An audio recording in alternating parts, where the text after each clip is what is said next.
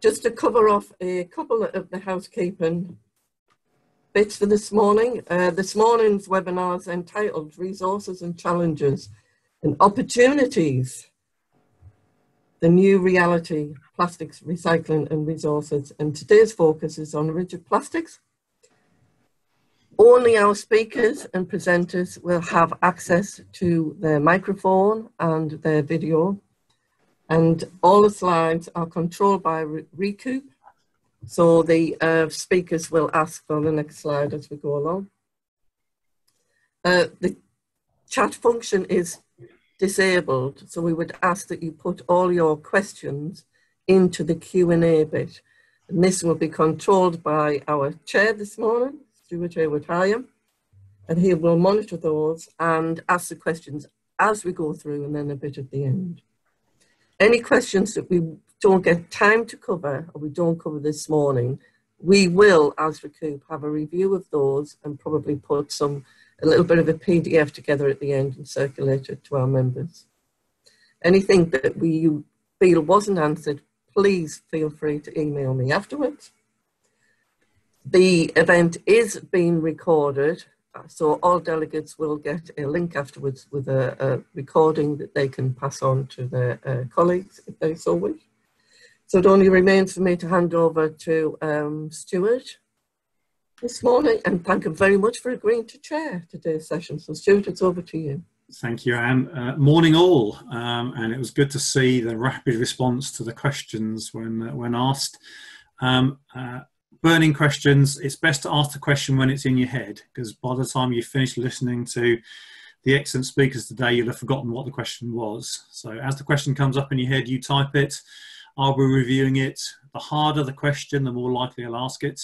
The more cutting the question, the more likely. If it's a question to a particular person, then say Q to James or Q to Paul. Otherwise, I'll choose who to ask the question to. So please keep those questions going. We'll get through as many as we can do. I might take the opportunity occasionally to ask questions during the series, but we have some time at the end for questions. We have 4 excellent speakers for you today. So Paul East is going to give you a picture a little bit of complexity. I think RECOUP runs across the value chain and will give you an idea of the complexity that we deal with.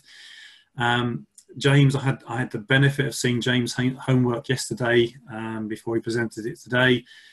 Some really fascinating stuff. He's done some really excellent work on digging the data in Wales and comparing it to some English Wales. So some really fascinating stuff out of that. So I'm really looking forward to that bit. David Walsh, Impact Recycling, just looking at some of the new texts that are coming out and how we might look at things differently in terms of treating material. And then we're going to hit with a really impactful presentation from Kinza at the end. From the coalface, as I would say, as she goes through the process. Now, I'm not going to try and read everyone's biogs. If people want to explain who they are and what they do, then please do that when you're introduced. Don't take too long because you've got such great slides that we want to get into the detail on that. And then for me, a little bit of scene setting. I think I thought about doing some slides, but Adam Reed, who I know is logged on today, told me that I shouldn't do. So I took his chairing advice and thought I'd just wander a little bit through what's going on in the market. Obviously, COVID's disrupted it. We've been presenting as SUEZ some of the changing composition we've seen from behavioural change as people reacted to COVID, to that sort of flexibles flush that we had at the start as we stocked up with goods in protective packaging, pastas and rices and stuff, just in case it really got bad. Then we got to a period when we realised that being locked up in our homes wasn't that much fun, so we went out and bought some alcohol. So we suddenly see glass and cans coming out through that process, and then a blend out as we kind of resort back to normal. So if anything, it painted a really interesting picture of how much behaviour changes what people do. We haven't had a pandemic and a shock process like we've had, and although not welcoming it, and it's been tragic for many, it does give different insights. It's been a really interesting process to understand what people do and how they react to these events. So I think behaviour is an important point, and although we talk technical and we talk about packaging and we talk about how they go in the market, ultimately products are sold to consumers who consume them, and they make choices about how they clean them and dispose of them, and how they go back into the system. So it's a major factor of process, and James will cover a little bit of that, I think, as Wales has been seeking to influence behaviour for more years than many of the other devolved authorities, if I class England as one of those. We've got coming up a whole policy changes. We've got obviously the plastics caps coming up, and there's the plastic levy in Europe. So some interesting thoughts about the differential levels of penalty or price between Europe and the UK. We've got deposit return schemes being in law in Scotland and planned to come, and expected in England. The new EPR system, consistent collection, what's the rollout. So we've got a big change to our market. At the same time, we're coming out at some point of COVID, and we're hopefully get through the recession that's going to come and get through the back end. So it's really a difficult time to understand what normal is. And I'm not going to mention the new normal, because I don't think anyone understands what new normal is. But I do think that the more we discuss and the more we talk and the more we share, the better we're prepared for understanding what things we have to do and things we have to change. So that's my intro. I'm really looking forward to the next set of presentations. And I'm going to pass over a little bit early on my schedule, because I'm going to disrupt the schedule a little bit through the process, to Paul. Paul, if you introduce yourself, tell us what you do. You can go into whatever granularity, and as a surprise to all the speakers, but because you're RECOUP and you're host, that you get no chance to think. One interesting fact that most people won't know about you as well, and I'll ask that of all the other presenters, but they have a bit more time to think. So Paul, over to you. Interesting fact will be I've just spilt my coffee, but if that's the only thing that goes wrong today, I'll be fine. Thank you. Okay, first, an introduction to RECOUP. RECOUP was formed in 1990 by companies within the plastic packaging sector that breached the gap between the plastic supply chain and the recycling industry. RECOUP works as a membership-based organisation. Our membership includes famous brand names and retailers you'll be familiar with, along with waste management companies, converters and recyclers from the recycling chain, and many local authorities. From the packaging industry, membership includes polymer producers and packaging manufacturing groups. What we are about is working across the plastic supply and recycling chain to help drive the development of sustainable plastic recycling in the UK and Europe. So that's an intro to RECOUP. Our recently appointed patron is Adam Frost, who you may recognise from Gardener's World. The interest is partly because of a few projects around the horticultural industry that we're up to at the minute, a lot of which are still ongoing. As you may know, RECOUP should be looking forward to our conference about now, but other events have led to this event being postponed until next year. This webinar is the first of 6. Details of the others are shown here, all available to book through the RECOUP website.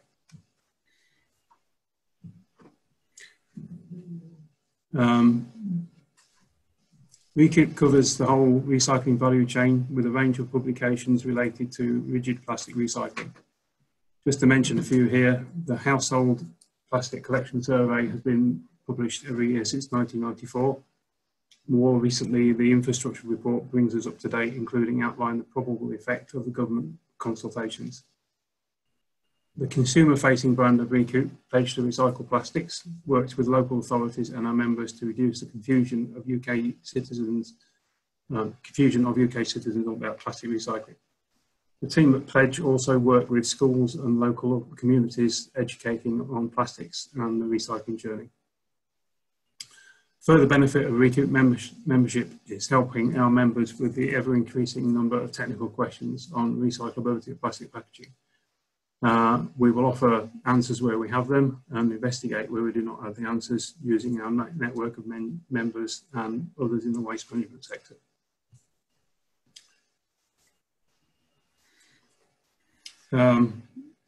I look after the RECOUP recyclability guidelines. RECOUP have published guidance since the original document in 2006. The latest version earlier this year included recyclability tables for printed film borrowed from RECOUP. The guidelines are well respected in the industry, but some feedback has been that the report was too big, over 80 pages. Other feedback has suggested it was too technical. So to address this in the last couple of years, we've worked with the BPF to produce a summary version, which is the green one in the middle there, 20 pages of the essentials for packaging recyclability. We also work with the Plastic Pact to produce a design tips version aimed at an introduction to the field using, I hope, less technical language. All 3 versions are available on the RECOUP website.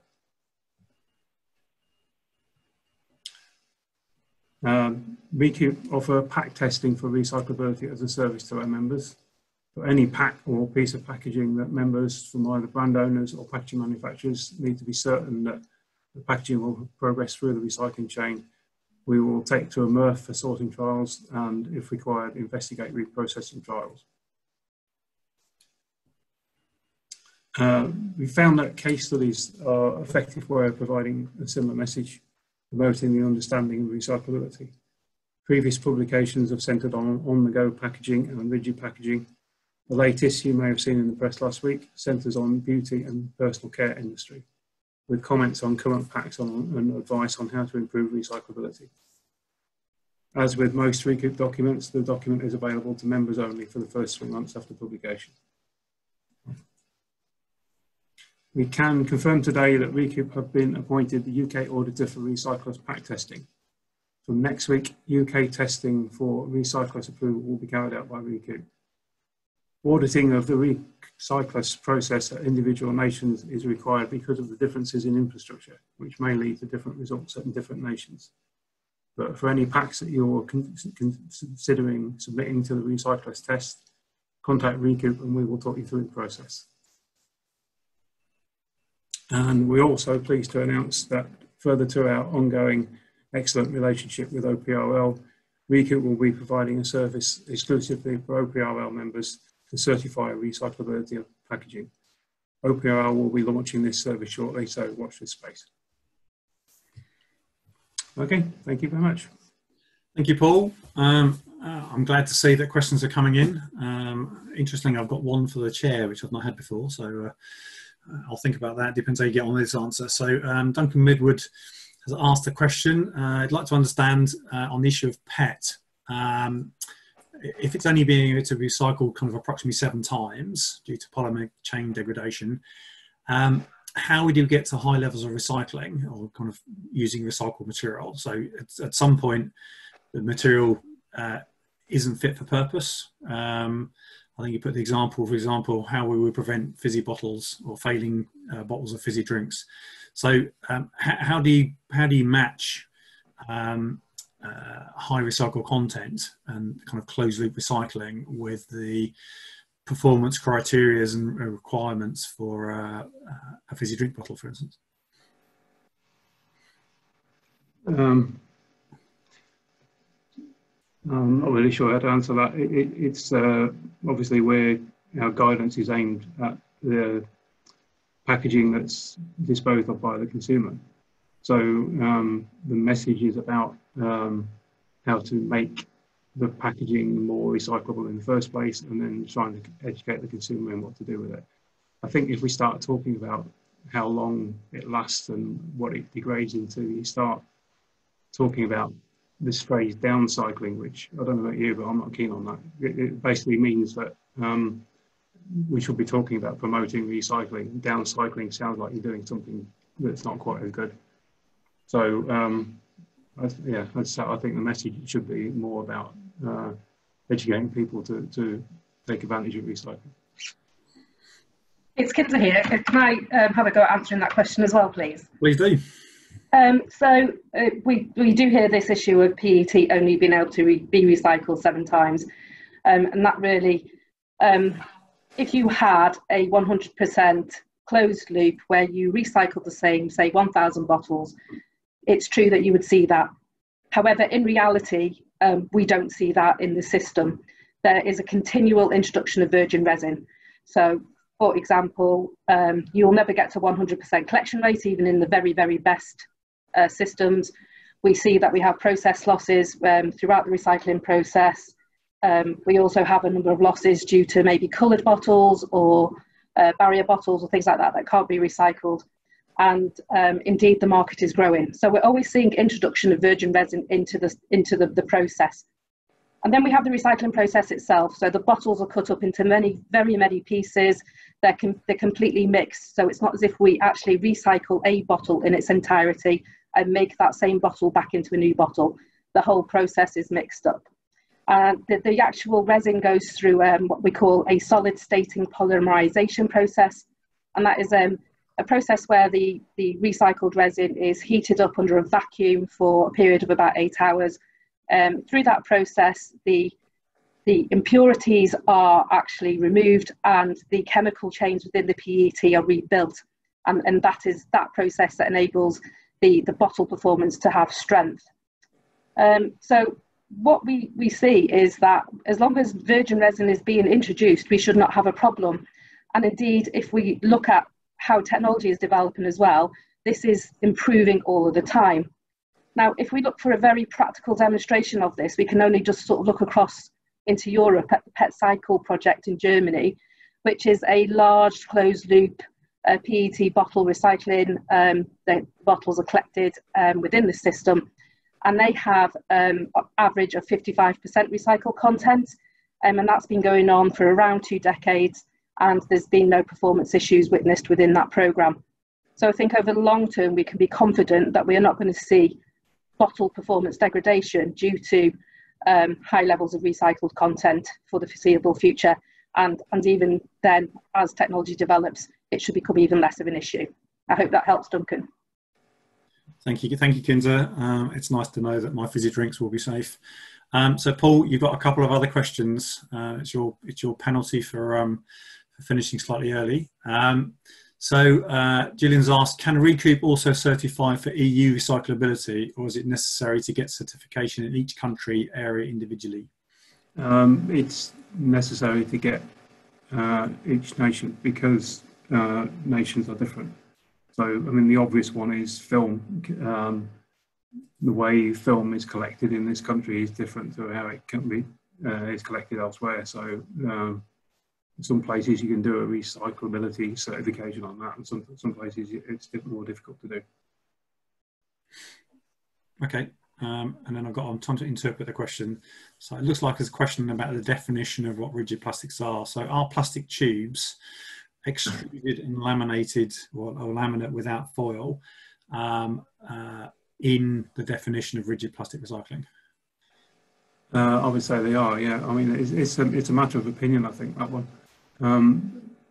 It's the important thing there is giving the right message to the public, from which case it doesn't really matter whether you call it what you call it, as long as you've got the right label on it to tell people what to do with it.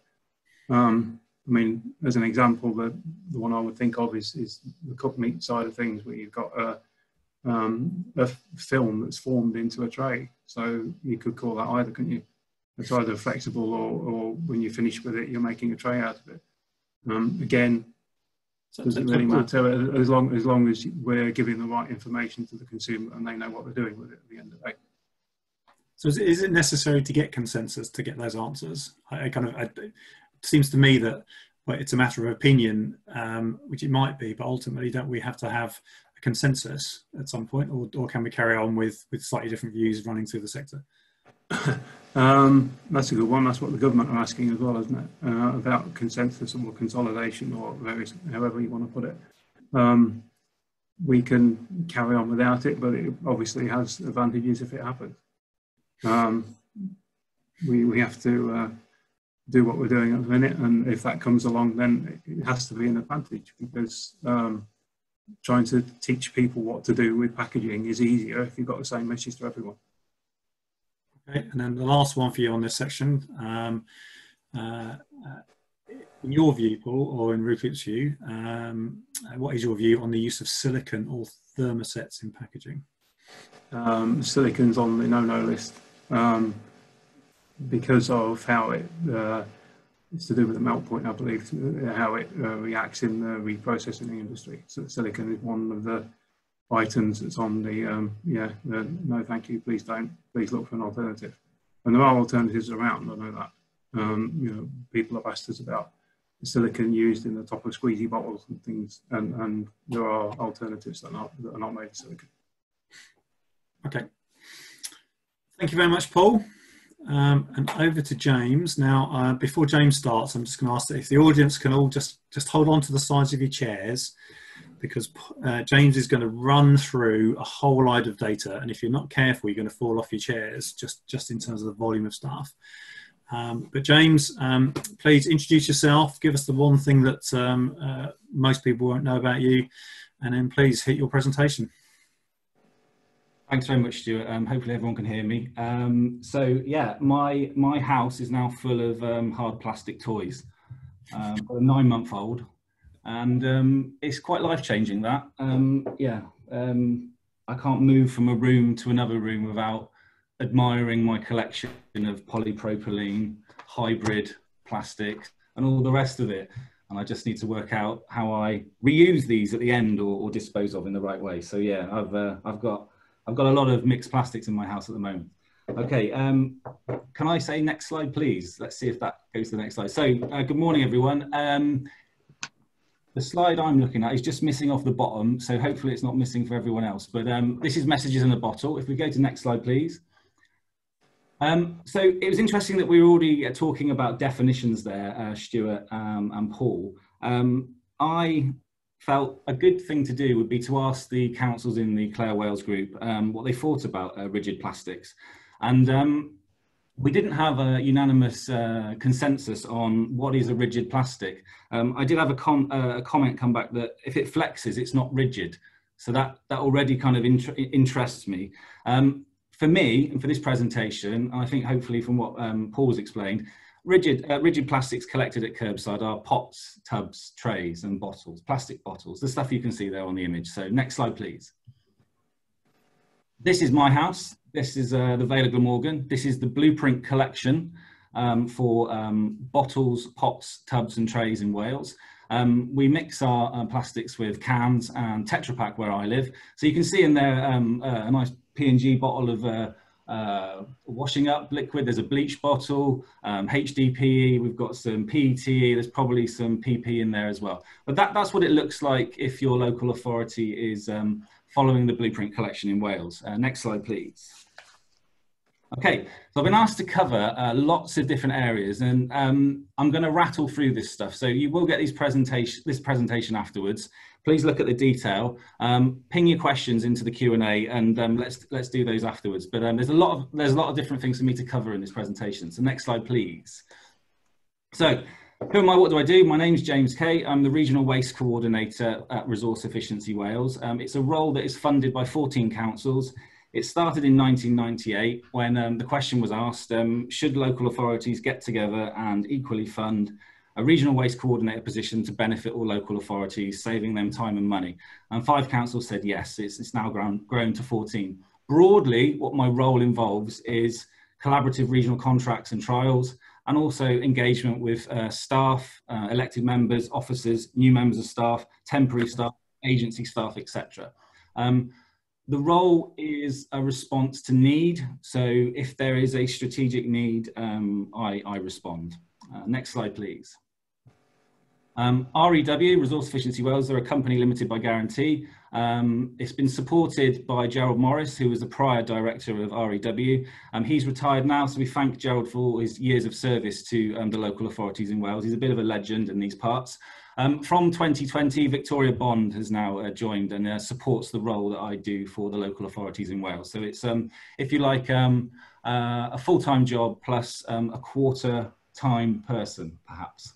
Okay, next slide, please. These are the local authorities in the group. We've got 14 councils. We've got rural ones, urban ones, valleys councils. We've got large councils. We've got small councils. We've got councils that meet their targets. We've got councils that fail their targets. We've got councils in there that budget to pay the fines for missing their targets. Next slide, please. I was asked to cover Wales and what's different. And to begin with, when faced with this, you're then comparing Wales with everyone else. So I couldn't go off and sort of say, well, Scotland does this and England does that and all. So I've said, what's different in Wales? You have to understand over the last 2 decades, we have gone through an expansive, a consultative phase where we have connected with the public. We've asked them what type of society we want to live in. Central government has produced a towards zero waste narrative. And that's outlined in the 2010 waste strategy document. Now, we are moving towards a zero waste society. There are all sorts of sector plans, but for local authorities, it's very clear that statutory reuse and recycling targets would be a key measure of how we're going to get to that zero waste society. Stepped improvements, okay. Those are weight-based targets and there are penalties for missing it. It's a £200 fine handed to a local council for every 1% you miss your target by. So for Cardiff, you're talking 350 grand. For Swansea, you're talking £250,000. For Merthyr Tydfil, the smallest council, you're talking £50,000. Now, for me, the biggest difference has been the cash injection that's come from central government, about £1 billion over the last 20 years. But don't kid yourself, because not all local authorities are equal in that dissemination of cash. Some haven't had as much as others. So we don't have a level playing field. For me, I'm not talking down local authority offices in other parts of the UK, but frankly, my day job, we are working with officers that have had to deal with austerity and rising targets. And we sit in rooms collectively and we work out how we're going to meet this. And hitting these targets involves plastics as well. Next slide, please. So I did a quick survey to the councils. What do we think? What do we know? So I asked everyone in the 14 councils, how important are curbside collected rigid plastics to your council in terms of hitting statutory recycling targets? And everyone came back and said, it's either very important or quite important. Everyone caveated that response with, it's extremely politically important. Okay, next slide, please. I also asked, what importance does the public in your council put on the recycling of rigid plastics from curbside? So everybody answered, we think it's very important or quite important. So you would expect that as well. One council did answer that we simply don't know as we don't have the data on public feelings, which is a fair reply. Next slide, please. Do you know what proportion by weight of your council's curbside residual waste is rigid plastics? Okay, now, of all the responses back, we think it's either under 5% or between 5 and 10% of rigid plastics left in the black bags at curbside. Now, there was an all-Wales study done in 2015. It's 5 years old, clearly. Back then, it reported around 7.5% dense plastic still in the curbside residual stream. Now, there hasn't been a nationwide compositional analysis since, but some councils do their own in-house. Swansea, they know they're down to 3% in the black bags. And that's in no small part to Chris Howe's team, Matt Perkins and Rebecca Tribe, when they've delivered the Keeping Recyclables Out of the Black Bag project at curbside. It's been spoken about at other conferences in the UK, but there's a fantastic project. And I think that speaks volumes that they probably, and I'll hang my hat on it, probably are the best performing council in terms of rigid plastics at curbside in the UK for capturing most material.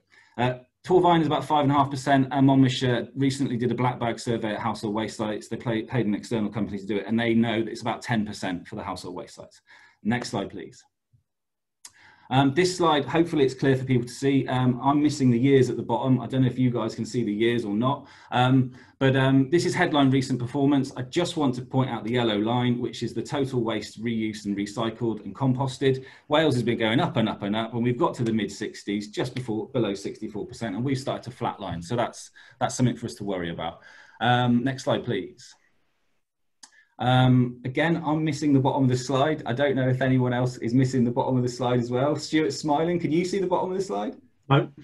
No, I can't. Right, so we're missing let's do some extra. This is the material groups of household waste for all of the arisings of all the material across Wales. So this is arisings, simple definition. If you can identify it once you've collected it, you put it into waste data flow. Plastics is that little green bit. Next slide, please. There's the plastics bit, because you can't see it on the previous one. So it makes up about 2% of all arisings, of all our waste in Wales. That comes out of, that passes through council's hands, I should say. Next slide, please. This is a breakdown of the categories of the plastics. It's very interesting when you look at plastics broken down because the largest category on there is plastics. It's the green one. So we categorize plastics predominantly as plastics, which is a really helpful categorization. Next slide, please. You can see that it's not really changing over time. It's kind of my takeaway message from that slide.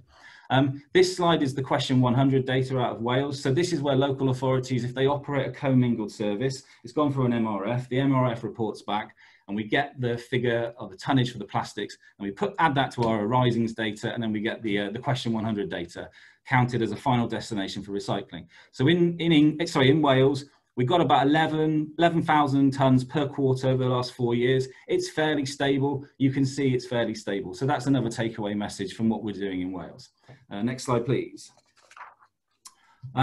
This slide, what does the data show in terms of waste arisings? I've said how important is bottles, pots, tubs and tray to your council.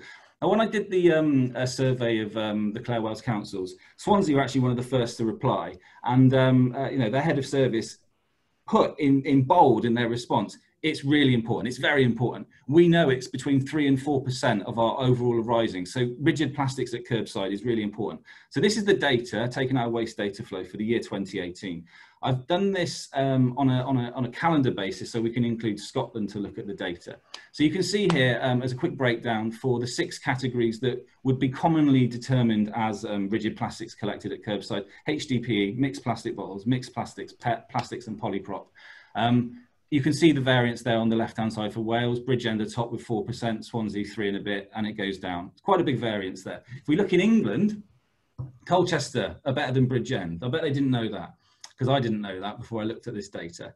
The performance in England does slide down quite quickly, but it's wrong, I think, to say that in terms of plastics, Wales is better than England, certainly. I think when the brief was kind of set to me, it was proposed that what's different in Wales? Why are you so good at it? Well, we're good at lots of things, but it would appear with plastics, we're not the best, or Colchester are, in fact. In Northern Ireland, the rates are much smaller and the variances are tiny. And in Scotland, because they collect most of their stuff at commingled, they can't identify it as a waste arising. So only Stirling have got a figure in there, but they're pretty much equal with Swansea. So if we want to do some twinning, we can twin Swansea with Stirling and do some more studies in the future. Next slide, please.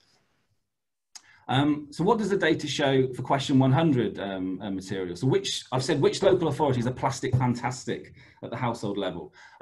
Bridgend, the top, Merthyr closely follows, quite high amounts for kilograms per household. It's, you know, almost a kilogram per week. If we look at the English data, you've got some potential outliers there. North Lincs, Wickham, Mid Suffolk, quite high. It's probably worth checking the population data on that for that. But the point why I put this up is that you can see that there are performing councils in England which are as good, if not better, than Welsh councils in terms of those 6 categories of plastics collected at curbside. I did look at the detail going back historically, and just a big shout out to Milton Keynes, because they've doubled their collections of kilograms per household in the last 12 months. So that's a big tick for anyone from Milton Keynes who's listening. Next slide, please. Okay, I was asked to talk about how we can improve collection rates, and I've kind of changed that question straight away. Should that be how to access better end markets? So Stuart alluded to this. Look, we buy stuff, we consume it. It's generally in some form of packaging, unless you shop at a zero waste shop. And then we need to put that packaging somewhere. Maybe it's the right place, maybe it's the wrong place. Maybe I read the leaflet, maybe I didn't. The collection crews then pick it up at the curbside, and they leave the stuff that shouldn't be collected. That's correct, isn't it? That happens all the time. Of course it doesn't. Of course it doesn't. It goes on somewhere to be processed. It could be simple or complex, and then it's sold on. And I've said, is it? Because it sometimes isn't. Because if it's not the right materials, councils can't sell it on. And then we're in the problem of moving materials around. And then we're into whole logistics and etc. So next slide, please. To brief or not to brief, these are some terrible photos. They're good quality photos, but they're terrible in terms of what's in them. So I took these photos. This is in Powys, summer 2016, and the red box in Powys is blueprint collection. Cans and plastics go in the red box. As you can see in here, there is lots and lots of black plastics, lots and lots of flimsy plastics, lots of LDPE wrap. This is not great. Amongst the Clare Wales group, part of my role is to brief staff internally. Next slide, please. So we did that. I was asked by Powys senior directors to pull a project together for them. This has been repeated in many other councils. So what we do is we get full departmental briefings going on, but we mix everyone up. So we get loaders, we get drivers, we get litter pickers, we get supervisors, we get librarians, we get the contact centre staff, we get the call centre staff, we get the front of council staff that sit on receptions. We put everyone in a room for a few hours. We spend 20 minutes arguing that it's your fault that the wrong things are picked up. No, it's your fault, it's your fault. And then we agree that we're all moving towards a better place in Wales and we want to put the right things in the right place. So we do these sessions and overall it does increase performance. Next slide, please. There's a photo from summer 2016 of the transfer station, I think in Ryder, and there's the photo in 2017 of the same material after some briefings. So we've had a good improvement there. Next slide, please. Okay, to be honest, there's a load of challenges on here. I'm picking three to kind of emphasize for councils. We can never relax, markets dictate. And the previous discussion about the definitions, labeling, they're really important, but our end markets are changing, whether in Carmarthen or Cardiff or Wales or the UK or the European Union or the Northern Hemisphere, our end markets are constantly changing. And that's going to be exacerbated because of COVID. So we can never relax, markets dictate. The public are switched on. We've got Greta to thank, Attenborough, many other persons in the public domain. So the public are switched on. How do we keep them going with us? Okay, how do we keep them going with us? That's a big thing. DRS, okay, we are worried, okay. Lots of modelling has taken place about what we could potentially lose out of our curbside recycling scheme, but the truth is we won't know until it comes into place. What we do know is that when DRS does happen and PET plastic drinks bottles come out of that stream, we will be left with a poorer quality plastic stream, okay? And we risk lower income of that. So that's a big problem for us. Dominic Hogg did an excellent paper on his Isonomia blog, which talked about how in Germany, where the PET bottles were taken out of the stream, that you could end up with a situation like they've had where possibly none of the other trays, the food trays, could be recycled. So are we prepared to take that risk in Wales? Next slide, please. So what are the opportunities? Let's try and be positive about this. Right, regional tender, who can handle it? Who can deal with the economies of scale? Well, here's a fact.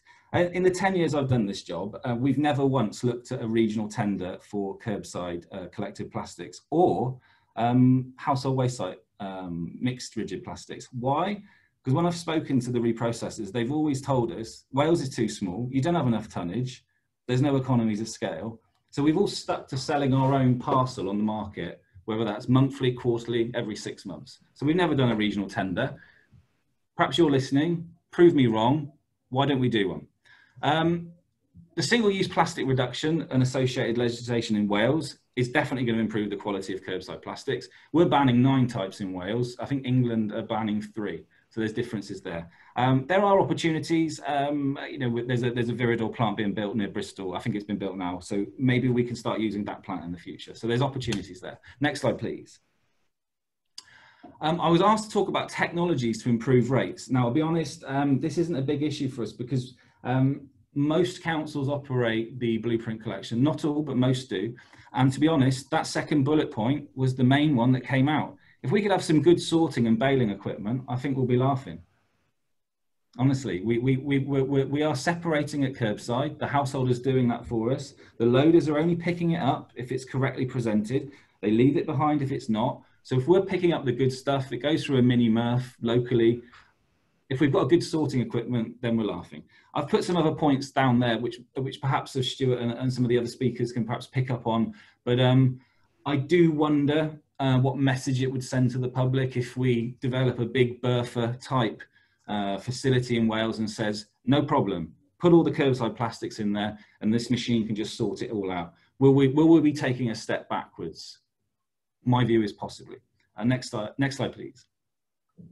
Okay, I was asked to talk about the other ridges that don't go through curbside collections. As I pointed out, my garden has now got a plastic slide. I've now got a plastic swing. I've definitely got some of these items on there, and I'm really looking forward to getting the plastic trike. So that'll be coming soon. So let's first look at some data. Let's look at some trends. If we go to next slide, please. This is Wales. We've got the bottom of the slide here, so you can see the quarters there. It's 4 years worth of data, but all I want to show on this is plastics collected from civic community sites, and the overall trend line is going down. Can't read any more into it than that without doing further study. So the trend is down in Wales. Next slide, please. If we look at England, the trend is down, though not as steep. Okay, it's definitely going down. If we look at Northern Ireland, it's going up. So that's interesting.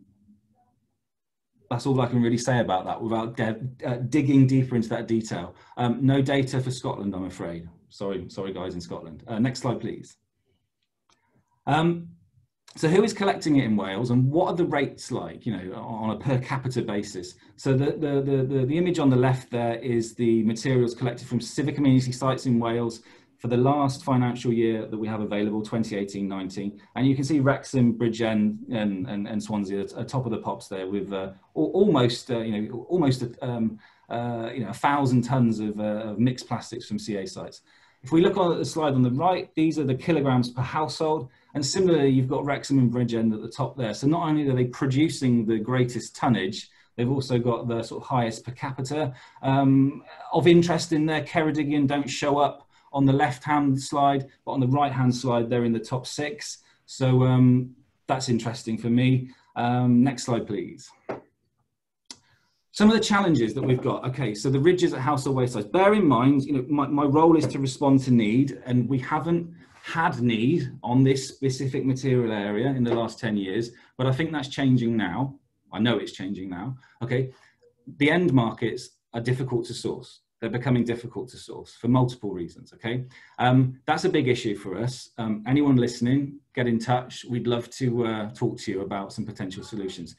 We are moving away from, well, the latest consultation in Wales is beyond recycling. We are moving to a circular economy. We are moving to this repair, reuse, remanufacturing society. So we are looking at reusing rigid plastics at household waste sites. And I saw a tweet yesterday from Monmouthshire County Council for their recently opened reuse shop, where they had an absolute array of these plastic planters that you use in your garden, hundreds of them. Incredible. Head down to Llanfoist in South Wales if you need a plastic planter. We are worried because we've seen the Environment Agency in England go after wood and WEEE in terms of the constituent materials, in terms of POPs and hazardous waste. Maybe mixed plastics next. I don't know. Maybe someone can tell me who's listening. Next slide, please. Some of the opportunities, okay, similarly, a regional tender. There's about 5,000 tonnes of mixed plastics per year coming out of Wales. There is about 3,500 tonnes coming out of the 14 councils that I work for. So if you're interested in that, you can do something. Your gate fee is under £200 a tonne, because that's the fine we have to pay for every 1% we miss the target by. So if your process is under £200 a tonne, we're interested. Please don't think it's all about money in Wales, because it isn't. We have something called the Future Generations, Wellbeing of Future Generations Act. It's very important that those materials, where possible, stay local. We're all about treating things local in Wales. We don't want things moving around the UK. We don't want things going abroad. So let's keep it local. There are cross-border opportunities, I'm sure. So any of the English councils on the border, give us a shout. We are sending paint pots back into circular economy solutions already, including the paint liquid. And for me as well, that last point down there is a biggie. Highways plastics, it's not household waste, but a lot of our waste departments, our waste depots, sit next to highways departments, and they are rammed full of traffic barriers, traffic cones and street furniture, and we struggle for homes for that, and for wheelie bins as well, and food waste caddies, which inevitably get broken and need to be replaced over time. So if you can help with things like that, that's an opportunity. Give me a call. Next slide, please. So finally, to finish, hopefully I'm all right for time, something extra. So Torvine Council, a project led by Sinead Jackson. Sinead works in Cunnan Edwards' team in Torvine.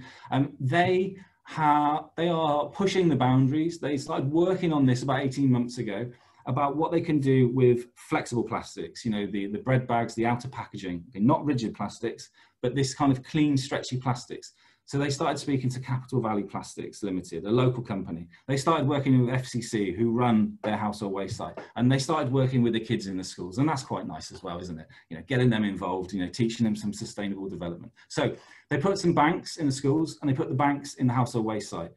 FCC looked after the one on the household waste site. The kids looked after the ones in the schools. And boy, oh boy, the schools had a better percentage of target material. So well done, kids in Torvine, you're fantastic. 93% of the stuff that went into that box was the right material. The main point of this is, this stuff is going into a Welsh company down the road. It travels miles, not tens of miles, miles. It goes into a damp-proof membrane. That's then a product that can be sold. It creates jobs. It goes towards recycling rates, and it's really exciting. Torvine are looking to expand this trial area, and we are potentially looking at a regional solution for other councils. So that's just something extra, perhaps a presentation in itself anyhow, but I just wanted to share that with you because it's quite exciting what we're doing. Next slide, please. So there we go. Thank you very much for listening. My telephone number is missing on the bottom from that, but hopefully you can see my email address. It's jk@resourceefficientywales.co.uk. Find me on LinkedIn or Twitter or any of the other sort of platforms. I'd love to hear from you. If you're nice and friendly and you've got a solution that fits the narrative that Wales is on in terms of its journey, I'd love to speak with you, and then perhaps we can get you a presentation in front of the 14 directors of the group. So thank you very much for your time. I enjoyed that. I look forward to your questions. Thank you, James. Take a breath. Hopefully everyone held on to their seats because there was a lot of stuff downloaded that. I had a couple of points. One said, well done for having a clean recycling stream in your bins. Any clues as to how you get that clean? What's the James key for success of a clean recycling bin? Well, you clearly use the products first that's in the packaging. We don't waste anything in our house, and then you clean it. We give it a rinse in the dirty water in the sink, and then we turn it upside down, and then we pop it in the bag. It's as simple as that. You know, if it's yeah, plastics are easy to kind of clean. You know, that's fine. And then if I just interpret the point, I think someone said that for all the plastic toys that you're accumulating, either have some more children, get your relatives to have some more children, or find friends who are having some more children and then pass them on to the reuse system. Oh, completely. Don't worry, I've got almost 20 years experience now in the waste industry. I've got lots of friends and colleagues that work for different companies now, and I think there's not just toys. I think there's clothing that's gone through multiple sets of young babies in the UK. So yeah, we are very much into the reuse, and I think as well we've signed up with a organisation that is we get toys on a leasing program. So you have these toys for 6 to 9 months, and then we give them back, and then we've paid for some toys for a 12-month-old baby. So that's good to minimise buying all this stuff. So you did go slightly beyond your time, so I'm going to constrain your questions a little bit. So there's a couple of questions just linked to DRS. Yeah. So do you think the blue bin system in Wales is sufficient to allow for high quality recycling compared to DRS? And then linked to that is another question from an anonymous attendee, just asked, does DRS threaten the progress made in Wales in curbside collection? So maybe you can just give us a view on DRS and the blue bin. Yeah, so the first one, does the size of the container restrict? No, do you think the blue bin system in Wales is sufficient to allow for high quality recycling or recyclate compared to DRS? Yes, yeah, I do.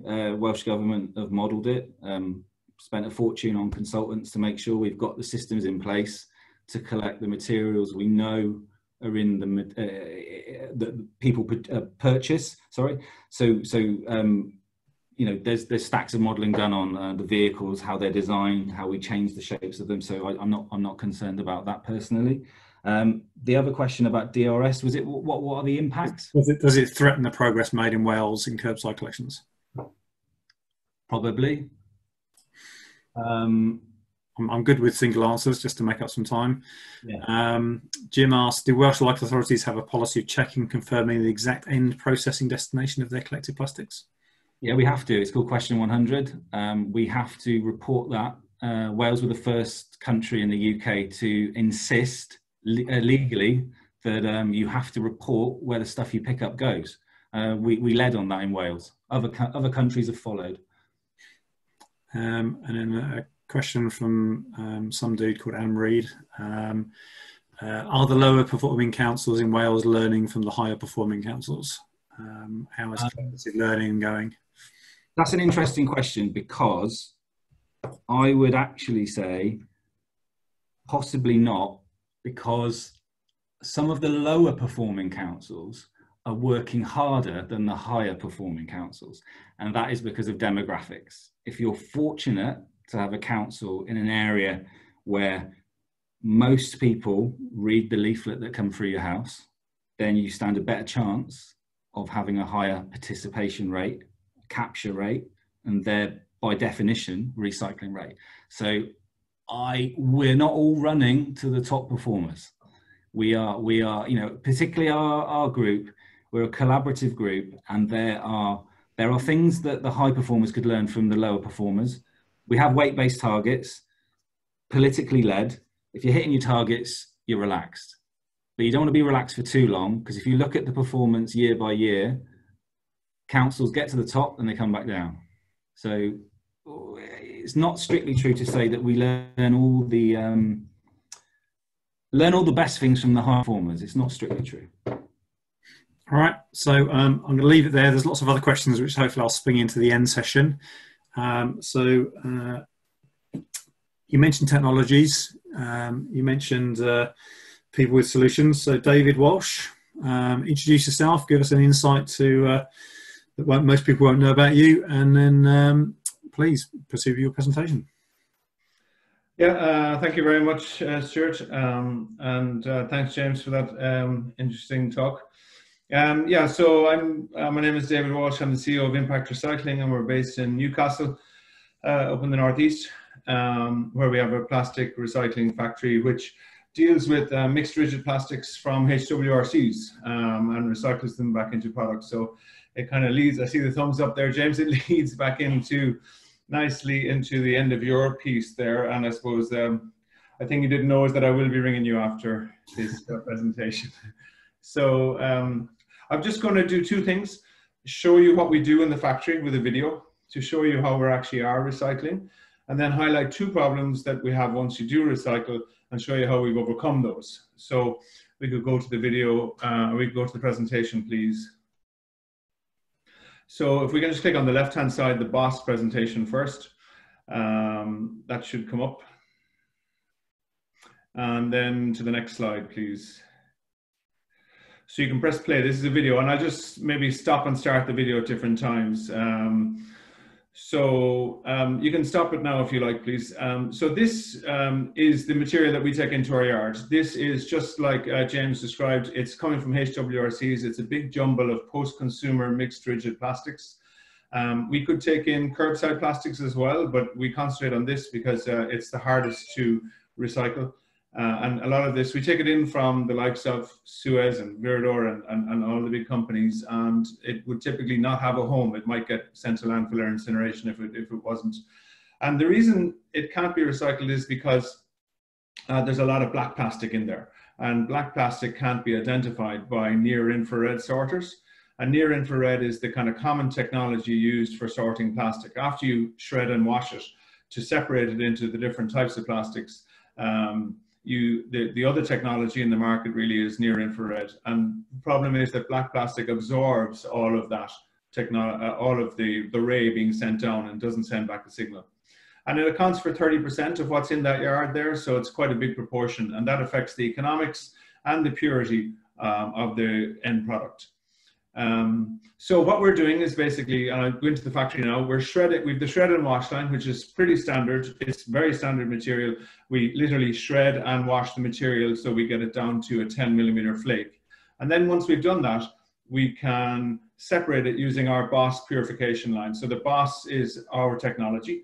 It's patented, and it stands for Baffled Oscillation Separation System. And it uses water.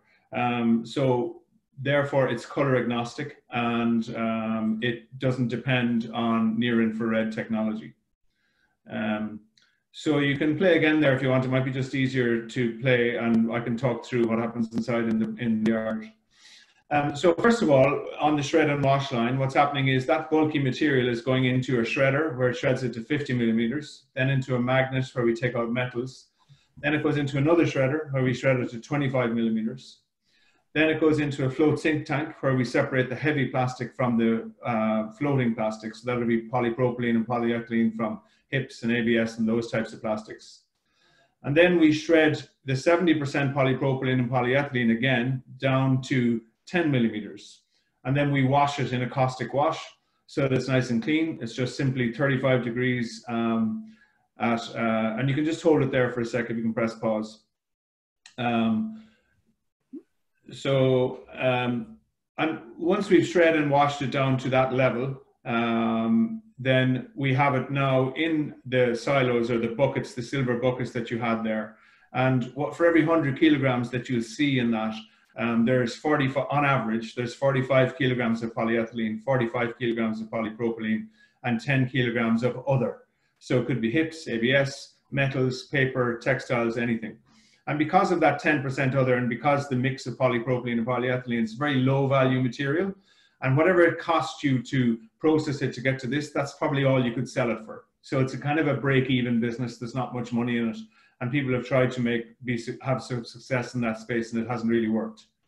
So where we add value now is taking that shredded 10 millimeter material and separating it using our BOSS technology in water. And so that means it will separate all the black material and any other color at the same time. And we achieve about a 98% purity in the product that we produce, which means that it can be used then in industry for products again, for multiple types of products.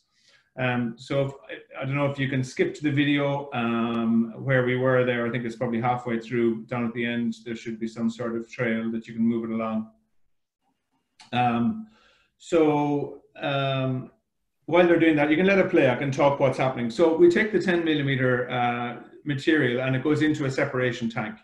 And you'll see the separation tank video in a minute. But what's happening in the separation tank is it's both floating material. So the polyolefin material is floated from the sink float. So they both float, but they do have a marginally different density. So they're both, one is slightly heavier than the other. So what we're doing is putting it into a separation tank and we're trying to separate it in water. And how it works is, you all probably remember when you were younger, you were playing in a stream and you throw a stick down into a stream and see who could win with your cousin or sister or brother. And see who can win the race at the bottom of the stream. Well, a lighter stick would take off very quickly and start winning the race. But if there was a rock in the middle of the stream, there'd be a whirlpool behind the rock. And as the lighter stick met that whirlpool, it would then get caught in the current and not be able to get through it. If there was a heavier stick coming behind it, it would have enough momentum. It would be slower initially, but it would have enough momentum to get through the whirlpool. And that's what's happening in the middle of our tank. We create whirlpools in the tank so that the difference in density or heaviness between the two materials will be highlighted and the heavier material will fall through, but the lighter polypropylene will stay at the top. And so we're able to separate the polypropylene from the polyethylene. And here's the tank here. You can see the video and you can see the oscillation. And you could stop, I'll tell you one sec now. If you can pause and leave it there. So basically what's happening is the material, all the material goes in at the top with a stream of water. It hits these baffles and the baffles are oscillating, hence the name BOSS, to create whirlpools. And those whirlpools are trapping the lighter material at the top of the tank. The heavy materials, the other 45 kilograms of polyethylene and the 10 kilograms of others get down through the baffles. And when they reach calm waters, the polyethylene will rise again because it naturally floats. And that separates in an outer tank. It rises up in an outer tank. And then the third portion, which is the heavy plastics and metals that we may have missed in the sink float, they just continue to sink down to the bottom. So we get three outputs from the tank. Polypropylene on the inside, polyethylene on the outside, and at the bottom of the tank we get the heavy plastics and metals. And so we have, you can see here, there's two different streams coming out at the back, the 98% polyethylene and the 98% polypropylene, both just going in different directions into different dryers where they will dry and be dedusted and then sold as product. And importantly then, that other 10 kilograms comes out as a third stream. And so it takes out all your PVC and all of the, and particularly PVC, because PVC makes it very difficult to reprocess. If there's PVC in PE or PP, it means that it can't really be used again in the compounding process. So we did all this, built our factory in Newcastle, got these bags of pure product, got on the phone and said to everybody, right, we have polyethylene, we have polypropylene, you can use this now, and we've solved the problems of the world. And the solution, the feedback we got back was the first biggest problem was the melt flow rate of the plastic. So we're taking in a mixed stream. So the melt flow rate, or the viscosity of the plastic, is really important for processing afterwards and for brands to be able to use it. And it's only when you go to sell it that you realize this, that we're taking in a mixed stream, so we have a very mixed melt flow coming out. We can't do any, we're not changing any of the physical properties or chemical properties of the plastic.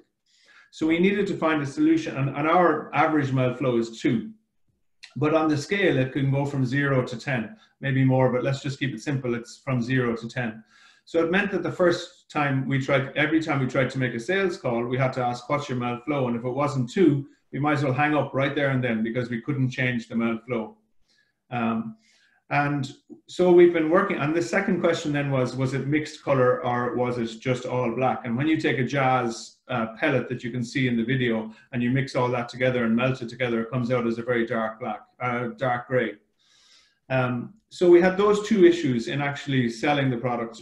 All of the people that tested our material were very happy with the purity, but the brands that wanted to buy it couldn't buy it because they needed a specific melt flow rate or viscosity for their manufacturing process, and they needed a specific color. So that's taking me on to the second part of our presentation. So you could escape out of that video there if you want, please, and just click over to the other one. And it's the solution that we found. We've had kind of two, I suppose, eureka moments. One was the BOSS system that we developed 4 or 5 years ago. And so if you just come back out to the very beginning slide that you had there a minute ago. And again, yeah. And then click on the right, yeah. No, where it says BOSS and additives, if you could click on that side, it'd be great. I think if you double click that, okay, I'm not sure what's going to come up, but while you're trying to get that one up, I'll keep talking just to keep the things moving along. There we go. So basically, we now have a regrind that is mixed in color and has a very variable melt flow rate. So with polypropylene, you can add peroxides and other chemicals to try and change the melt flow rate. That works, but it does change some of the chemical properties. So what we're trying to come up with is a non-chemical additive to change the melt flow rate and the color. And we've done that now this year during lockdown in 2020. So basically the additive that we've added can now change. So our average melt flow rate was 2, and the additive that we can add now can bring it up to 7, or we'll say down to 0.5. And that's very important. So big brand that we're doing trials with, I can't say the name because of NDAs, but they're a huge global brand. And they came to us to buy the plastic from us in January. They tested the purity. They said it's perfect purity. We really like it. But unfortunately, our factory runs on a melt flow rate of 0.5. And your melt flow rate is 2.5 on average. So we can't use it physically. It's not stiff enough for our process.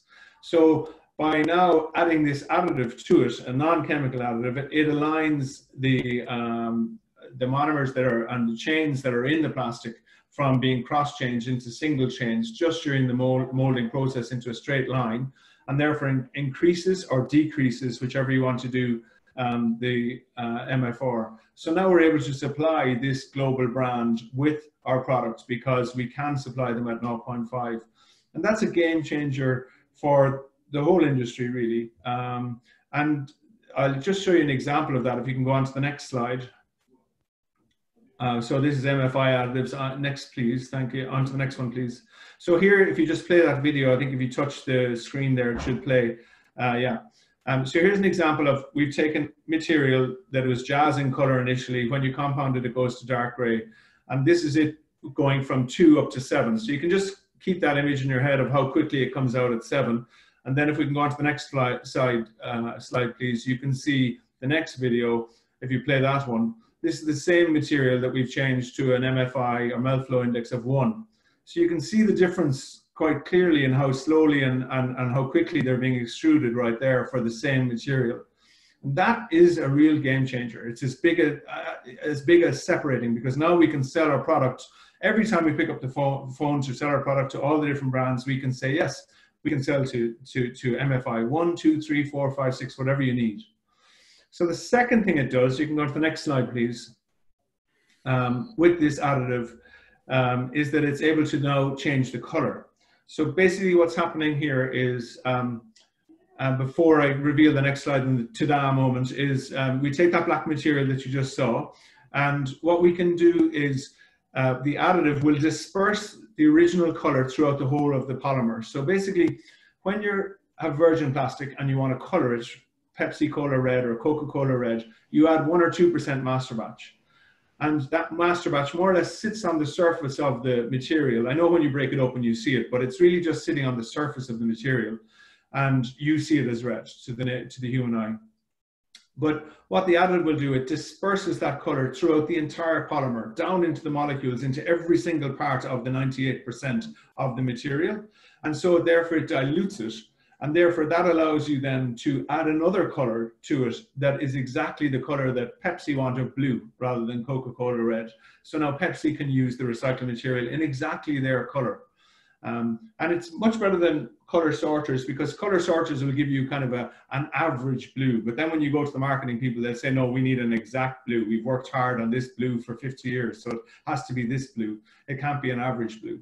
So if you imagine, next slide, please, we take that material that you just saw that's black, and we can create that kind of light blue material. Next slide, please. And then we can take this, we can even create a white material. And so that's, again, revolutionary. So now we can go to people and say, we can give you the MFI so you can process our material, and now we can give you the color. And this is all coming from mechanical recycling. Like, we haven't had any thermal process whatsoever, except to make the pellet to actually supply them. And the final thing the additive can do, as we talked about flexible plastics, next slide please, is that it can work with film and flexible material. So typically when you get post-consumer flexible material, it's got a lot of contaminants in it, and so it can be very grainy. Grainy is okay if you're like just want to cover with, say, a mattress that you're selling in a bed store. But if you're selling high-end consumer goods, people want to see that transparent plastic again. So next slide, please. And again, just by dispersing that grain, so on the left you see what might come from highly contaminated flexible plastic, but still pretty good, very well sorted and still able to be blown again as plastic. But then on the right, if you add the additive, it disperses those contaminants so much throughout the 100% again that you can't see them to the naked eye, and you get that very transparent film at the other side, on the right-hand side. So now you can use post-consumer film as consumer film again, rather than low-end products like park benches and whatever. And then final slide, please. And the benefit of all this is really that we're doing all this in a mechanical recycling process. And that's really key, because you can do all this with chemical recycling as well, where you break it down, take the plastic in, break it down into a monomer through pyrolysis or something like that, and then build it back up with an MFI or a color that's required by the client. And that's what you have to do to get food grade plastic. Now, okay, ours is not food grade because we don't have a full trace on where it all came from. But for non-food grade plastic, we can beat the chemical recycling emissions. Chemical recycling emissions, BASF came out with a report this year. They're about 4.2 tons of emissions equivalent for every ton of plastic recycled. Mechanical recycling without the color and without the MFI would typically be about 0.35. And then virgin plastic production is about 3 tons. So virgin plastic would sit somewhere in the middle there. But our mechanical recycling process, because we don't use air jets or compressed air, it's just water, so it's very low in energy. And we are able to now give the MFI, and the color has this footprint of just 0.1. So there's a huge saving on the carbon footprint, and then being able to provide what the brands need. And that's really, I suppose, I don't know how long I've taken, but that's just the thrust of what we're trying to say. I'm trying to get through it as quickly as I could. But that's our message. I'm happy to take any questions. Thank you, David. You're slightly over time, but not as much over time as James, so I can't fault you for that. If we can do some really snappy answers to these questions, then we kind of keep ourselves on schedule. So a question on, is the melt flow that you talked about for PE stream only, or are you doing that for the other streams you're recycling? Sorry, I didn't hear, Stuart. Is the melt flow, pardon? Is the melt flow of 2, or what are you changing to for only the PE stream, or are you doing? Oh, sorry, yeah. No, it can. It's we do it for the PP as well. There was a solution. Well, there is a chemical solution peroxide for PP, but you can only bring it up. But yes, it's for both. It's a non-chemical, and it can bring the PP up and down. Okay. And importantly as well, we can use it on the 30% plastics that we took out of the sink float. We can also use it on those plastics to make them injection moldable, and we can make pallets from that, so that there's 0 plastic going back to landfill from the process. All right. So again, quick answers if you don't mind. Can these plastics be recycled again? Does the additive impact on further recycling down the line? It increases its recyclability because it's only becomes active at temperature and pressure in a compounding machine. So it doesn't change any mechanical properties of the plastic. So if anything, it'll increase the recyclability, because when you're going to recolor it again, the additive will still be there. So you can change the color again to another color, if you know what I mean. Okay, 2 other quick ones. Can you color to specific RAL or Pantone colors, or can you only supply general color shades? No, it can be to specific product colors. We supply the base pellet, and then the brands would supply their own master and color it to whatever they would like to color it to. And okay, and the last one, just I presume your confirmation. Apparently you didn't mention that you are processing marine reclaimed plastics too. Didn't mention they were processing, pardon, what? You're processing marine reclaimed plastics as well? Yes, well, we're opening up a new plant in Groningen shortly, and part of that are marine reclaimed plastics too. We can do it, but there's nobody actually supplying us in Newcastle at the moment with that material, but we can absolutely take it in. Okay, brilliant. I've got a number of other questions that if we can get to at the end, I'll come back and maybe twirl into some more general answers for everybody. Welcome, Kinza. You've been very patient with us. You've the benefit of going last. You've heard all the questions, you've heard all the presentations, so I'm expecting a lot from you in terms of wrapping that up. But please introduce yourself, give us the one fact that no one knows, and off you go, please. Thank you, Stuart. Good morning, everybody. So I think the fact that everybody asks me about is the origin of my name. So actually Kinza is an Arabic name, although I am a Welsh girl, born and bred, and still live here in North Wales. So there we go. Thank you. So if we can advance to the next slide then, please, Bex. So today I'm specifically going to talk about the opportunities and challenges of the beverage bottle closed loop market. This is clearly my area of expertise. So if we can just move on, please. So just first of all, just a quick overview of Plastipack. So Plastipack is a global rigid plastic packaging group, mainly specialising in PET and HDPE packaging. In the UK, we specialise in PET. We're the largest producer of PET preforms, which is the first stage of PET bottles, and we supply approximately 50% of the UK market.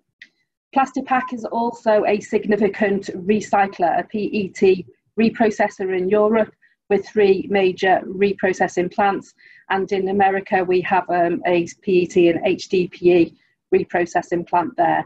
So we reprocess approximately half of the PET bottles collected in curbside in the UK market, and we purify them to the extent that our PET is put straight back into bottles at our preform manufacturing plant here in North Wales. So if we look at the UK beverage market, or the PET bottle market, I should say, the opportunity is absolutely huge. And very often in this industry, we do talk about tonnage, and I find that when we start talking about volumes in terms of units, that this really does open people's eyes, because it really highlights what the complexity of the industry, what we're facing just even in the small PET sphere. So if we look here, there's the million units is the axis, And we can see that by far, with over 10 billion units per year, that the soft drinks industry dominates the PET bottle market. We've got other applications in home care, food, beauty and alcohol. I point out here that in food, this does not include PET trays, it just includes the bottles.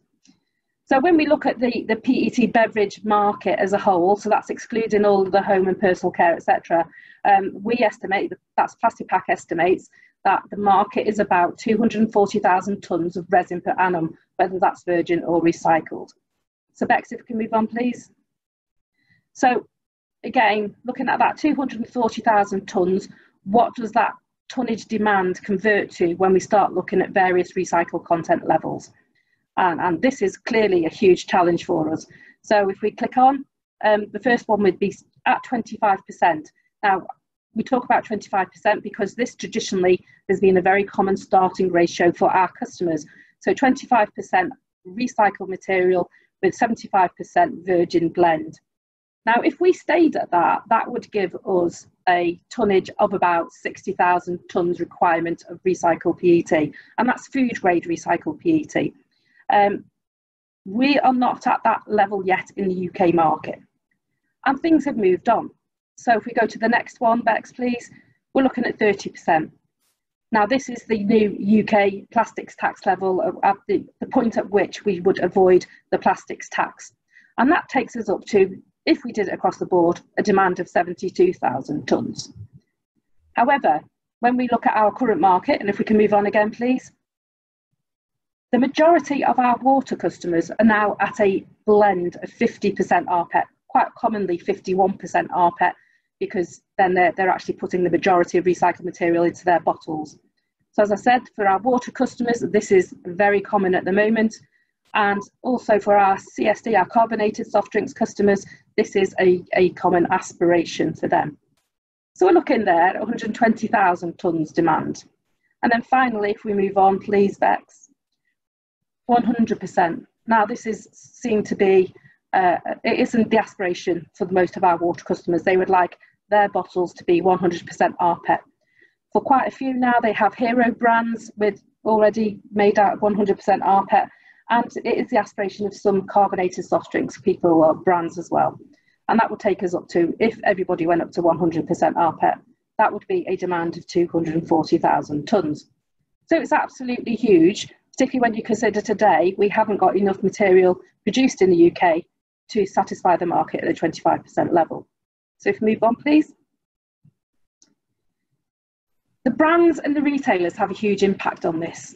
And the reason why is because they are dominated. There are 4 big brands that dominate the water and the soft drinks industries. And then on top of that, we have private label. And I've included private label in here because they tend to be, there's a few big pack fillers who the private market, the private label, the retailers use. So if we look at the market, the top 3 brands on their own comprise just under 41% of the market. Now, if they all went to an aspiration level of, say, 100%, that has a significant impact. If we add private label in again there, then it's like it takes it up to a combined level of 64.7% of the market. And with the soft drinks market, it's actually a little bit even more defined. So the top 2 brands actually comprise nearly 60% of the market. And I'm sure you all know who those 2 brands are. And private label adds an additional 10.1%. So you can see that in reality, there are very few companies that actually comprise most of the market. So if they all go to very high rPET aspirations, that has a significant impact on demand. So you'd like to move on, please? So the opportunity is obviously huge in the beverage market. And I think really when we consider all things, it is probably the most advanced model outside of trays at the moment, which uses recycled content. But we do have significant challenges ahead of us. So if we can move on to the first one. It's no secret that the biggest challenge is the current availability of food grade recycled material. We have insufficient UK capacity at the moment. And that is not to say that that's not being developed, it just isn't here currently. And then when we turn our faces to Europe, so clearly we can start sourcing recycled material from that region. However, we are now seeing a really accelerated demand in Europe for recycled material, and that is largely because of the brand aspirations. Remember, I talked about the big four in Europe before. So it's brand aspirations, but that is also supported by the introduction of the Single-Use Plastics Directive. So the Single-Use Plastics Directive mandates that there should be at least 25% recycled content by 2025. So we're already now starting to see an accelerated use of recycled material across Europe. But what we're also seeing is the introduction of some plastics taxes. We've already heard mention today of the €800 per tonne tax on non-recycled material, but we're seeing other taxes in Europe, so I'm talking particularly about Spain and Italy, which are based on the usage of minimum requirements, RPET requirements, such as that is in the UK. And we're starting to see that gather pace within Europe as well. But another significant thing that we're seeing now in the market is because of the increased demand for recycled material, we're now seeing longer and longer lead times on new reprocessing equipment. So even though the demand might be there and the feedstock might be there, unfortunately, because there's such a demand for new reprocessing equipment, the lead times of that is extending. So that all adds to the challenge. Next slide, please. There's also a huge competition for RPET. It's not just being used in bottles, although the majority of food-grade RPET does come from beverage bottles. We see a huge demand for fibres for textiles, and increasingly we're seeing big brands using hero products made out of recycled materials, and particularly sports brands, I should say. Carpets, as a significant amount goes into those. Food trays has been traditionally a huge consumer of non-food grade RPET, and they still continue to be, the rates are going up in trays, and so they're a consumer of RPET as well. And we're also seeing innovative projects, so road surfacing. I think a couple of counties now in the UK are using PET, recycled PET in road surfacing, and one of the big markets that we see, particularly for the jazz stream, is things like pallet strapping. So bottles, not on their own in the requirements for recycled material, even though the majority of the material comes from bottles themselves. We can move on, please. We also have the challenge of the deposit return scheme. So the main challenge for this is going to be really in terms of the design and specification of the reprocessing plants. Now, if you look at the picture of the UK current material, that's a picture taken from our reprocessing plant over in Hemswell, Lincolnshire, which is Cleantech. And you can see there's quite a heavy mix of materials there. And as a result, at the front end of our reprocessing plant, we do have quite an extensive sorting operation, which is almost another perf in itself. We also have another recycling operation in France, in Beaune, which is almost a mirror image of the UK operation. However, the material over there in France is got a much higher PET content, and we also do reprocess a lot of deposit scheme material. And you can see there that the bales, they're much clearer, cleaner in terms of PET content. Now, the impact of that is that they don't need such a significant sorting operation at the front end of the scheme, or front end of the operation, I should say. And what that does is, in fact, it impacts the design and specification of the reprocessing plant. So for us, really, at the moment, it's a question of the timing of the investment.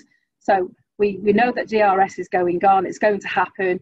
There's a little bit of ambiguity caused particularly by COVID at the moment about the exact timing of that. So it really is impacting the timing of that investment.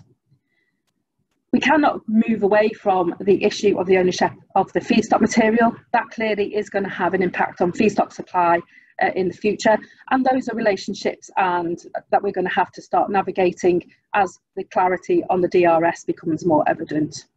But also we have to say that there is going to be significant competition for the bales generated from a deposit return scheme.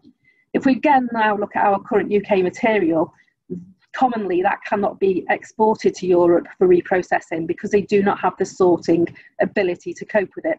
So at the moment, the market for UK material is limited in comparison to what it will be in the future.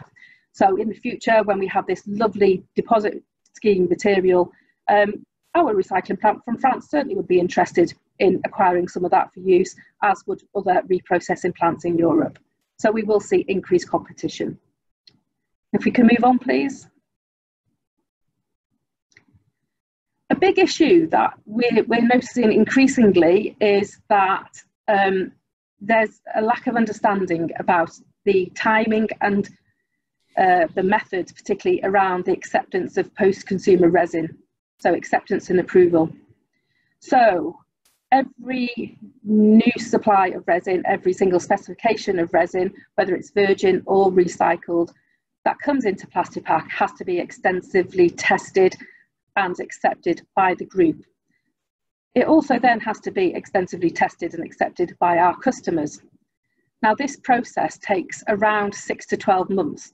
What we're talking about here is not just testing the material, but it's testing the material in the production process at the blend required by the customer. So whether that's 30%, 51% or higher. Once we've done the trials, acceptance trials of production in both Plastipack, that then moves to the customer where they have to do blow-in trials and fill-in trials to see how it reacts and make sure that everything is okay in their processes as well. So that process can take from 6 to 12 months, depending on the time of year. So for example, our summer season is obviously busier. We obviously, in the soft drinks industry, is seasonal because of the summer months.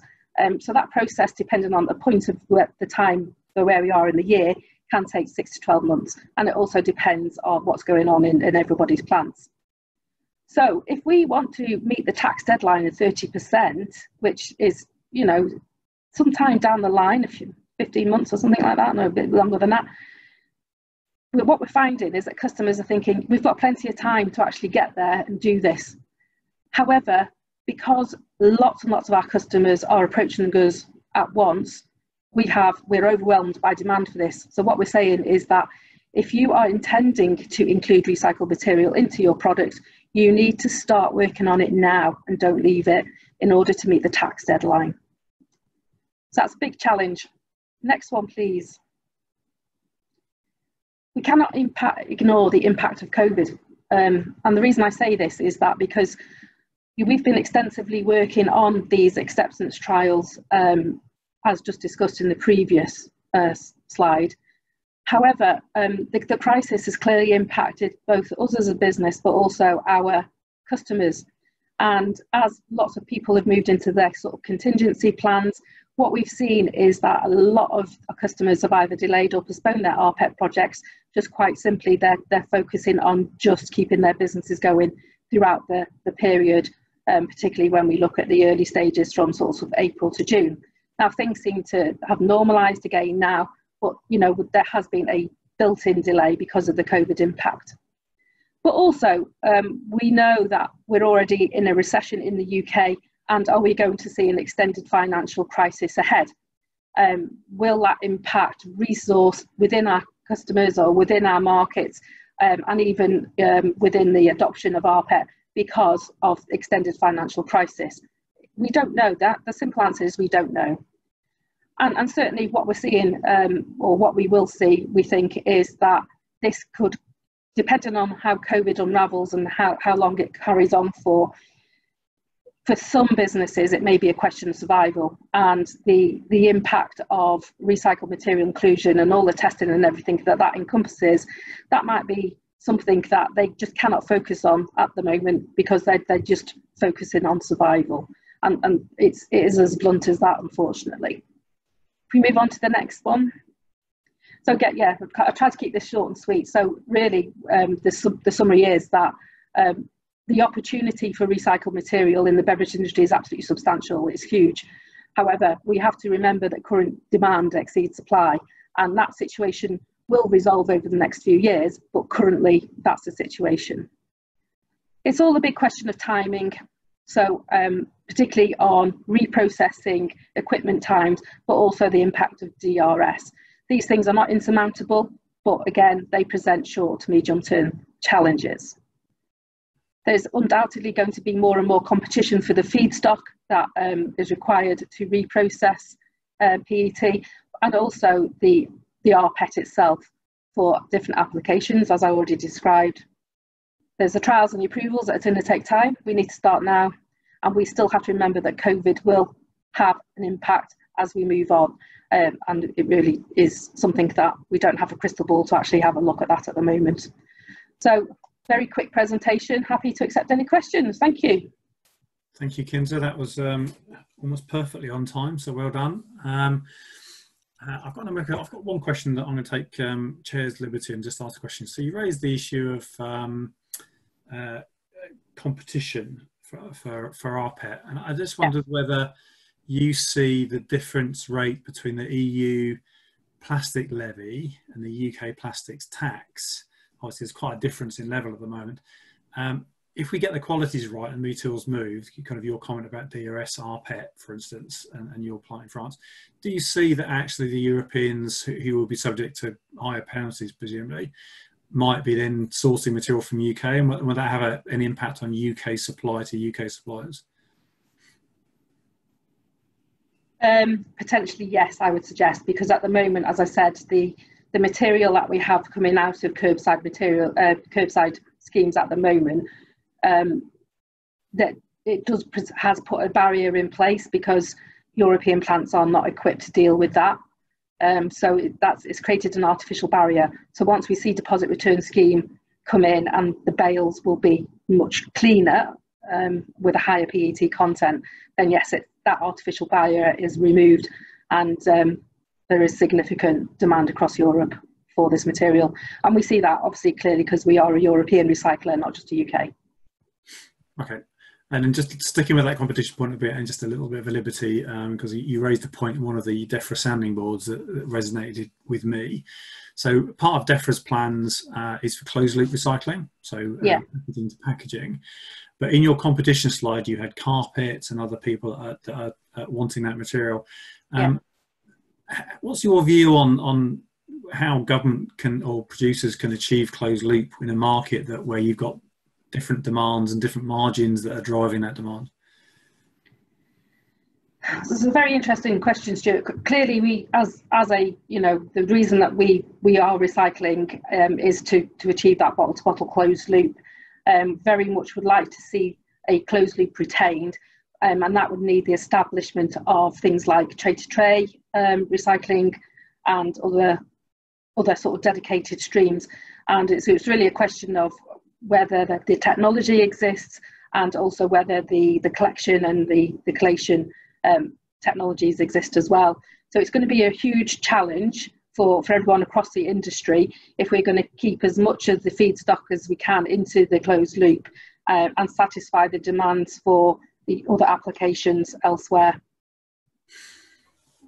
I think everyone's thinking that chemical recycling is hopefully going to play a huge part in the non-closed loop applications.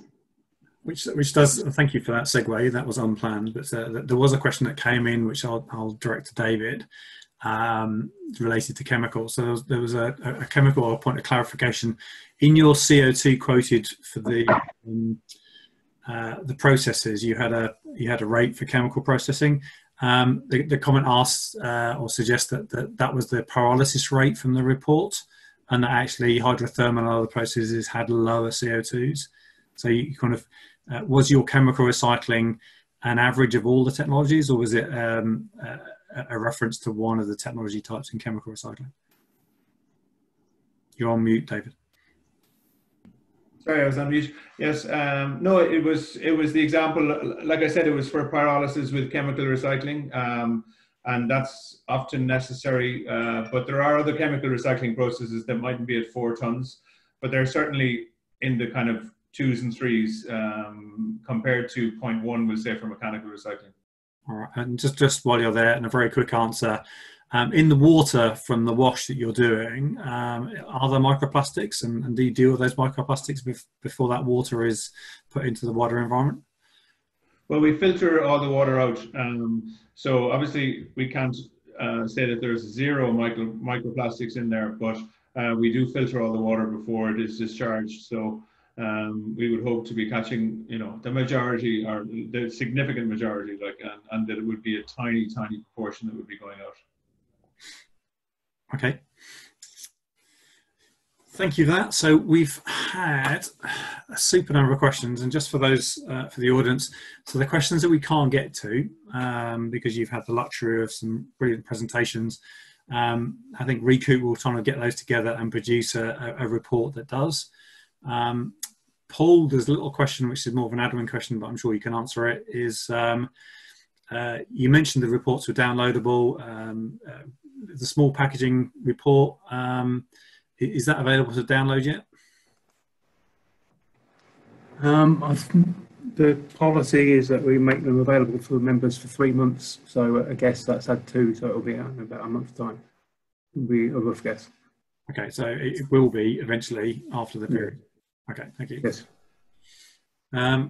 Stuart, could I just add that if the members will get a notification, already have had a notification, they can download all the reports on the member website login, but those people who get our stakeholder updates, who are non-members, will be notified when reports become openly available. So if anybody is on the webinar who is not currently receiving our open stakeholder update, they send an email into RECOUP, we can add them onto the system. Brilliant, thank you very much. One of the themes we had in questions was related to bioplastics, and I had quite a few different questions asking for different people, so I'm going to try and phrase a question to all of you, and I'll probably work back up the chain if you don't mind in that process. So bioplastics, and there's a mix of those, but so plastics from non-fossil origins with maybe different chemical makeups, etc. And if I go Kinza in terms of what would that do to your pet plans and the purities? David, would a bioplastic material coming from your plant be identified, or would that cause you a problem?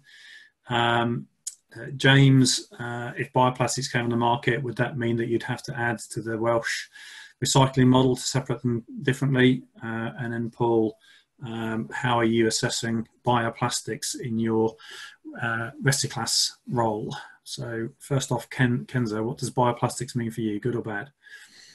For PET, I can only comment on PET, but for us, there are different ways of making bioplastics, PET bioplastic. Ultimately, whichever route is followed, it does not impact neither the properties or the final specification of the resin. And therefore, a bottle that does include bioplastics is undistinguishable from a virgin resin PET bottle that's come from a petrochem basis. Certainly, they're not distinguishable in the recycling process, and I don't believe that there is any impact at all. Okay, so if we can all keep our answers quick and snappy, please, because we are running out of time. David, bioplastics dealt with it in your technology?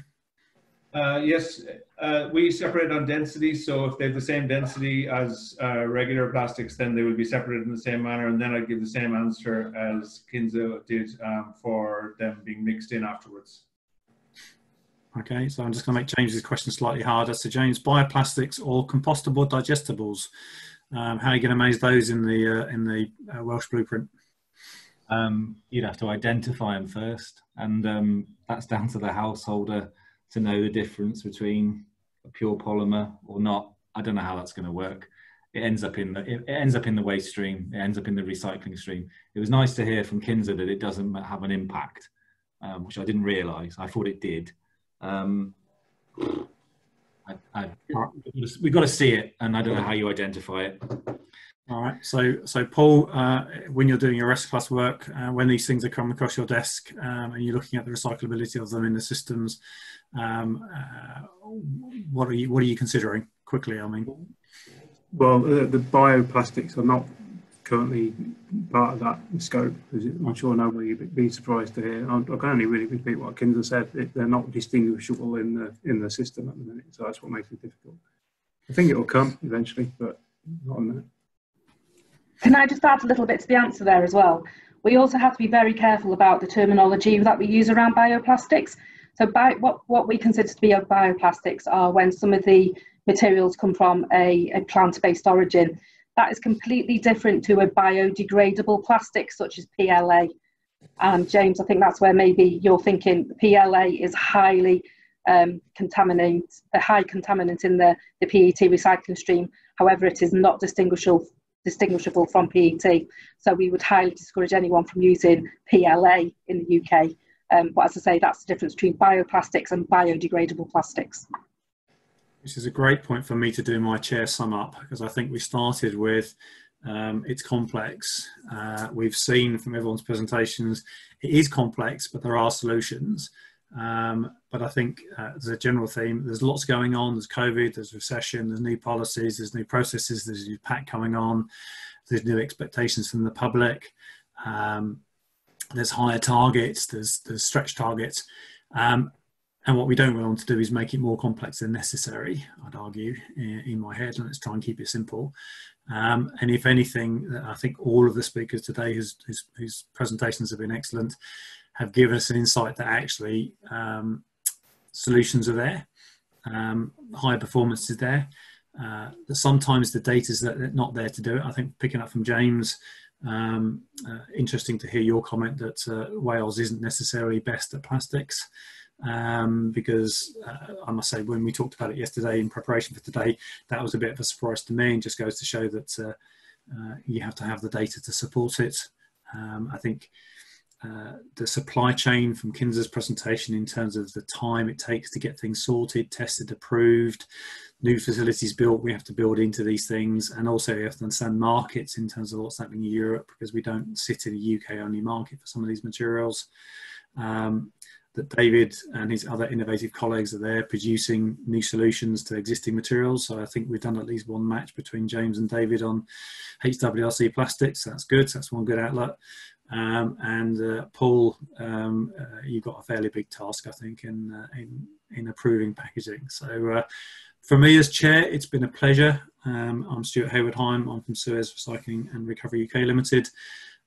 Thank all the attendees. I say there's a number of questions has been a real challenge, but really, really rewarding to see that you're engaged and that you were poked by our speakers. So thank you to all the speakers, thank you to RECOUP, and thank you to our audience.